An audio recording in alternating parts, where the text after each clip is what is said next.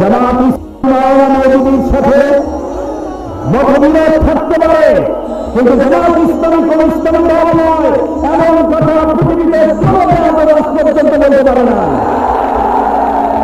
আমরা ইসলামী আন্দোলন করি জাহান্নামে যাওয়ার জন্য নয়। ওই যে আমি কোন জামাত ইসলামকে গোমরা আর বলার প্রয়োজন না, যেটা আমি চ্যালেঞ্জ দিচ্ছি চ্যালেঞ্জ গ্রহণ করতে পারে না। কারো কাছ থেকে সার্টিফিকেট গ্রহণ করে জামাত ইসলামী আন্দোলন করতে হবে এবং কান্দালি জামাতের হয় না। আমি চ্যালেঞ্জ দিচ্ছি, সাহস থাকলে আমার সঙ্গে নেতারা বসো। কেউ কেউ প্রশ্ন করেছেন আপনারা এই চ্যালেঞ্জ গ্রহণ করেন না কেন? আমরা জবাবে বলেছি, হেরিকেন যদি সূর্যের আলোকে চ্যালেঞ্জ করে, সূর্য হেরিকেন বা মোমবাতির আলোর চ্যালেঞ্জ গ্রহণ করে না।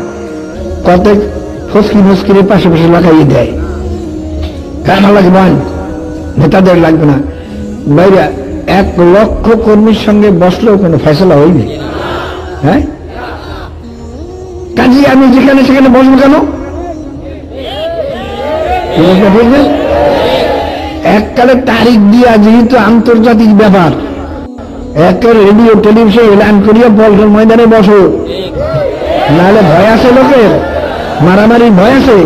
একেবারে দিয়ে সরকারের দৌলতন মন্ত্রীও আছো, একেবারে নিরাপত্তা জায়গায় দিয়ে বসো।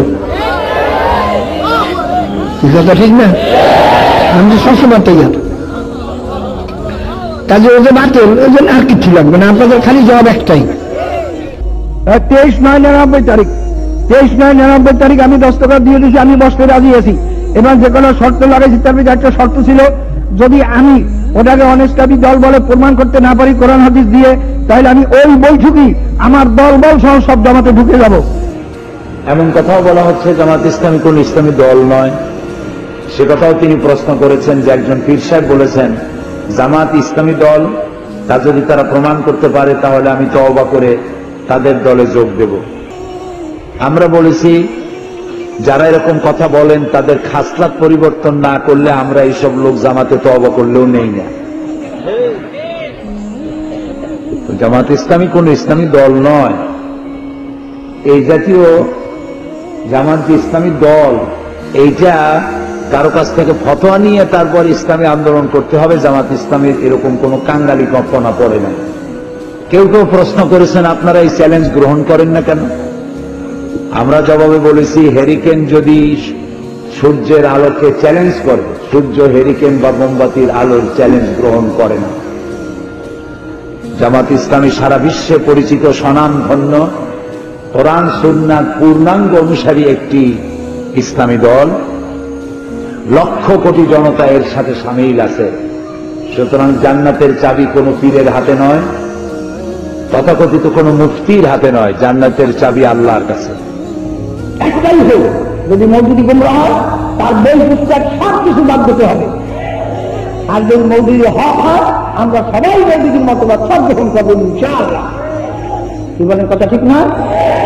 কাজী মৌলুদিবাদের ওই পায়খানা আমাদের গায়ে লাগাইতে পারবেন না, যতই ষড়যন্ত্র করেন।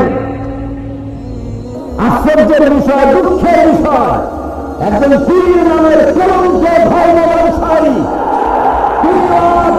সেই কথা বলছেন যেভাবে বলছে বামপন্থীরা। বামপন্থীদের সুরে সুর মিলিয়ে তিনি দেশের ইসলামী আন্দোলন বন্ধ করে দিতে চান। জামাত ইসলামীর সাথে মতবিরোধ থাকতে পারে, কিন্তু জামাত ইসলামী কোন ইসলামী দল নয়, এমন কথা পৃথিবীতে কোনো রাষ্ট্র পর্যন্ত বলতে পারে না। আমরা ইসলামী আন্দোলন করি জাহান্নামে যাওয়ার জন্য নয়। কারো কাছ থেকে সার্টিফিকেট গ্রহণ করে জামাত ইসলামী আন্দোলন করতে হবে এবং কান্দালি জামাতের হয় না। কাজে আপনি আপনার বক্তব্যের মধ্য দিয়ে আপনি ভারতের দালাল আওয়ামী লীগের